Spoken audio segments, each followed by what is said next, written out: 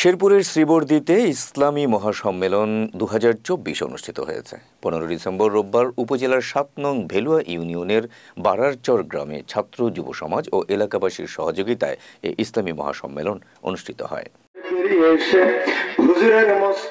জামিয়া সুলতানিয়া ও খাতুনে জান্নাত মাদ্রাসার প্রতিষ্ঠাতা পরিচালক আলহাজ হযরত মাওলানা সুলতান মাহমুদ সাহেবের সভাপতিত্বে ধর্মীয় বয়ান পেশ করেন ভারতের মুর্শিদাবাদ থেকে আসা হযরত মাওলানা জাহাঙ্গীর আলম মাহবুবী সাহেব ও মাওলানা মাসুদুর রহমান সিদ্দিকী। এছাড়াও বয়ান পেশ করেন কুড়িগ্রাম ও গাজীপুর জুলেখা হোসেন জামে মসজিদের খতিব মুফতি মাহবুবুর রহমান আকন্দ সাহেব, মুফতি আলামিন সাদি সাহেব এবং শেরপুর জামিয়া ফারুকিয়া দারুস সালাম মাদ্রাসার নায়েবে মুহতামিম হযরত মাওলানা আব্দুস সাত্তার আজিজ সাহেবের পরিচালনায় শুভেচ্ছা বক্তব্য রাখেন আমন্ত্রিত উলামায়ে হযরতগণ।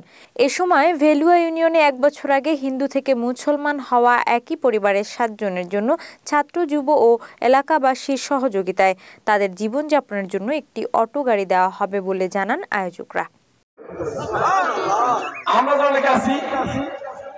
হয়তো কালেমা পড়ে গেছে, পাশাপাশি আমরা অন্যায় করে আসছি। আমার ভাই যে সমস্ত ভাই নাকি